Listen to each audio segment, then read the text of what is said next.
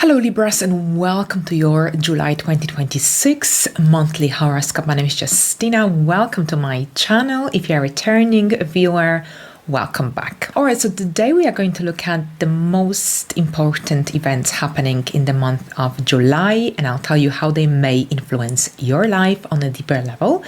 Now, here I follow Western astrology tropical zodiac, and this horoscope is most accurate for your rising sign, also called the ascendant sign. However, you can also watch it for your moon sign or your sun sign if you wish, just to get a bigger picture and to get a wider perspective upon your life. So here we start with Neptune turning retrograde in the sign of Aries at 4 degrees on the 7th of July. So here this retrograde occurs in your 7th house, and it starts on the 7th, so it's quite easy to remember. Now, Neptune has been traveling through your area of relationships, partnerships, contracts you have with other people, unions. So it has been here since the 26th of January, and it will stay here for over a decade. So it's a long-lasting, transit-lasting energy influencing your area of relationships.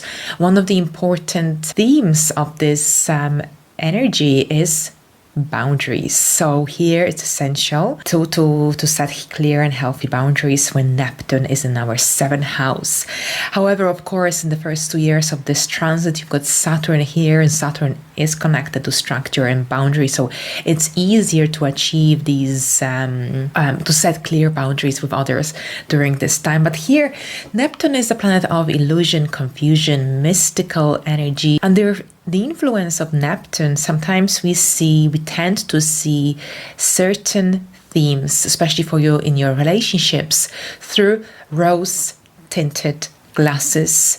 Sometimes we tend to brush under the carpet, ignore red flags in relationships, in certain relationships, and sometimes we even pretend that everything is fine, even though it isn't. So here Neptune could have brought a certain degree of cloudiness, and now with Neptune turning retrograde, this is when all the illusions, confusions, and fogginess, this kind of energy begins to dissolve, begins to lift, and you are going to see things as they are through their real colors. It could be like a wake-up call.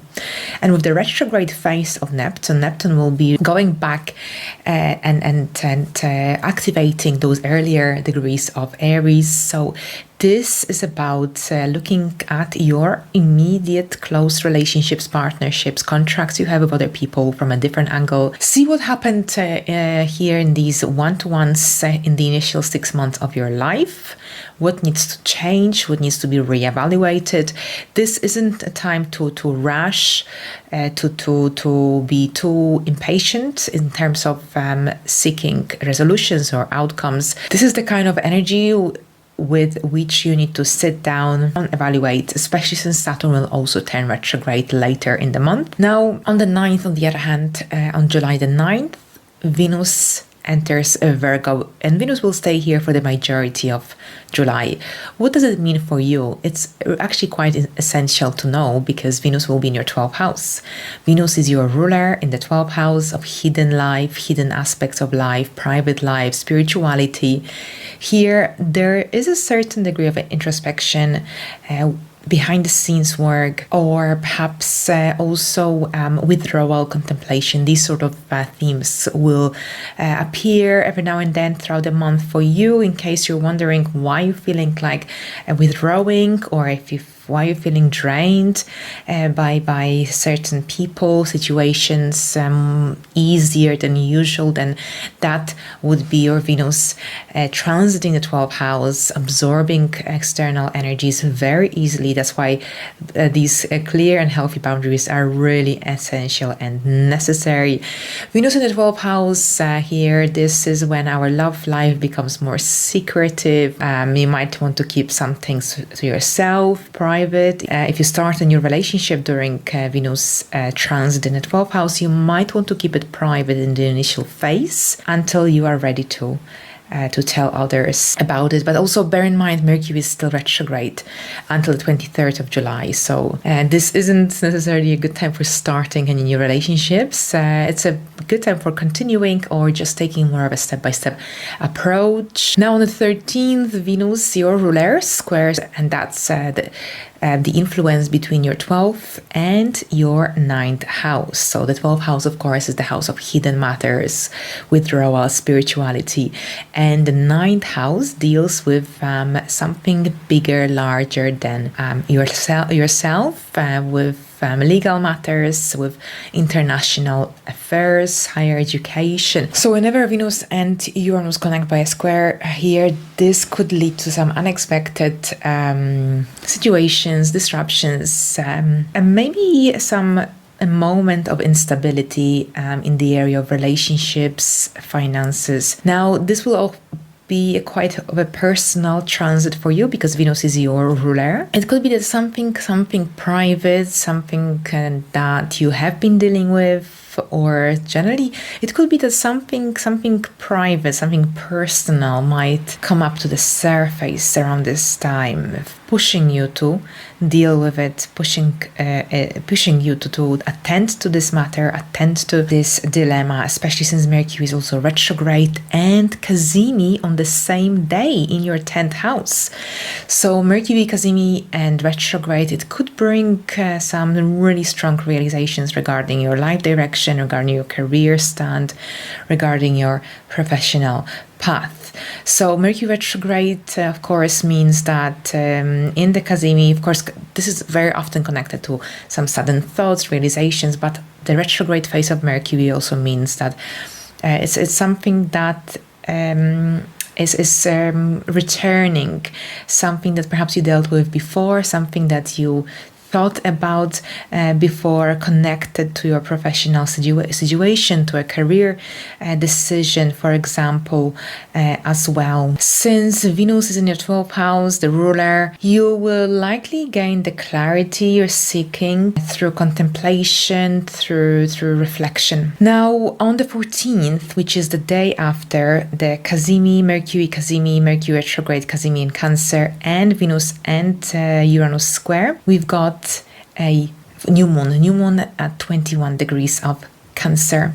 So Cancer is a water cardinal sign, cardinal energy, action oriented, but also new moons are connected to new beginnings, something new and fresh. Mercury is still retrograde, conjunct this new moon. So we are yet again dealing with something that is perhaps something that was never complete, some unfinished businesses or matters from the past, connected to your career, connected to your public life, connected to your status, your professional life overall. This could see you reassessing your current situation, reevaluating. This is also a good time for giving an idea, a goal, career related, life direction related, another chance, another goal.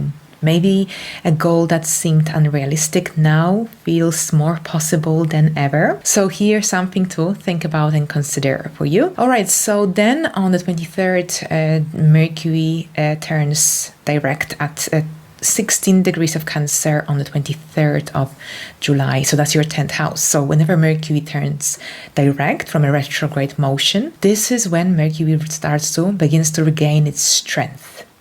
And things are finally gaining their momentum, moving forward. There is a movement. Things are beginning to move forward, especially in your professional life, in your life direction, in your public life, any work, interviews, projects that were delayed or on hold, they finally start to move forward as well.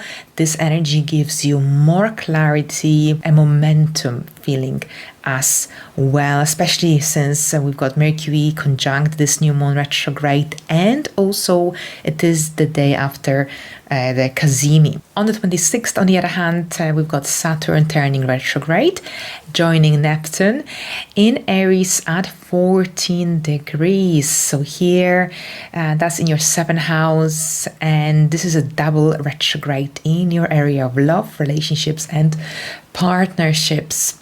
So this is a time when things will begin to slow down. Anything new is generally going to require more effort, especially in connection to any collaborations, partnerships, business partnerships. This is a time to review, reassess what you have built this year in the area of partnerships, collaborations, client relationships, your own relationship. See what structures you have created, the structures in those relationships, contracts you have with other people, what's sustainable, what isn't, what's working, what isn't, what needs to be redefined. So it's all about these one-to-one connections, how you relate to others. And at the same time, this energy also acts as a major wake-up call, reality check, whether the relationships in your life were built on solid foundations, structures, or whether something needs to change. Now on the 26th, the North Node enters Aquarius and the South Node enters Leo. So that's the 5th and the 11th house axis activation. So really beautiful energy here. I really love the nodal axis shifting into new houses, because this is an opportunity for a fresh start in this area of your life, for improving this area of your life. So that's your 5th and 11th house. So this is a cycle for you, dear Libras, when you will be meeting new people, when you will be welcoming new connections in your life, in your reality. This is a major cycle when you will also realize who belongs in your life, who doesn't. And this could see you joining some new groups or becoming a member of certain organizations. So with this energy, because the South Node will be in Leo, so wherever the South Node is present, the South Node is a karmic point which tends to suck the energy out. So whatever is misaligned in terms of any friendships, connections, associations, this will come under a major review, and this is also in connection to your goals and dreams for the future. So there is this major phase of redefinition. You'll be redefining your dreams, your goals, and your future objectives. And at the same time, the North Node will be in the 5th house, so this could see you starting new hobbies, projects, interest, and just looking for more fun in your life. So my mom is actually a Libra rising, my daughter, and I have quite a few friends. I know quite a few Libra rising.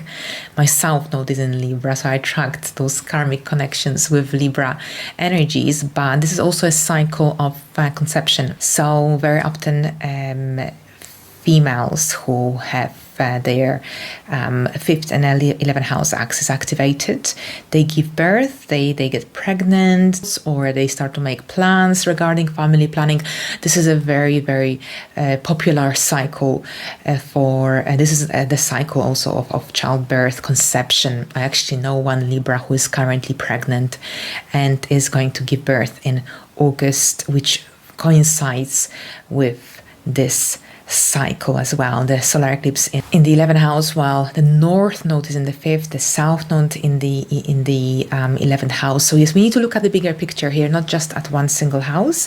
It's the nodes that activate both houses, 5th and 11th, and of course the eclipses, which will reoccur every 6 months. Starting already this year in February, we had an Aquarius eclipse in your area of self-expression, creativity, romance, children, and then in the month of August, on the 12th of August, there's a solar eclipse in Leo. All right, so then we've got to build up towards a very interesting full moon on the 29th.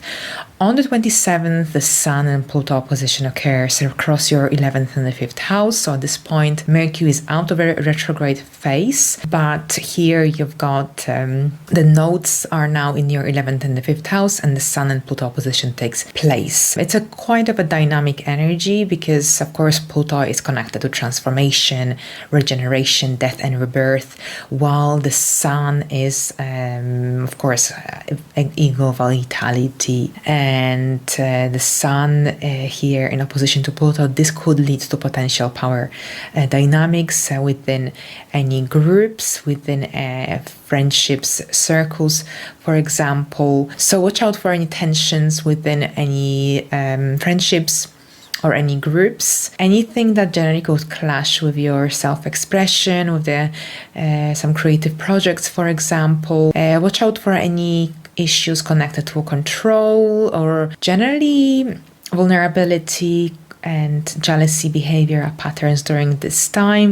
This is a time to be honest and transparent, and this energy can really clear some things, especially here in these group dynamics overall. But at the same time, this is a time to also not to let things to escalate to something unpleasant or something that you might later regret. And on the 29th, we've got a full moon in Aquarius happening at 6 degrees of Aquarius. And during this time, of course, we have a conjunction to Pluto retrograde in Aquarius and an opposition to Jupiter, because also on the same day with the Sun and Jupiter conjunction at 6 degrees, which is a beautiful, beautiful energy. So as you can see, it's a clash of energy. On the one hand, we've got these explosive and Sun and Pluto opposition, which can lead to power struggles, power dynamics, intense and difficult energies. But then the Sun and Jupiter conjunction bring a lot of abundant, expansive energy. For some, this could be some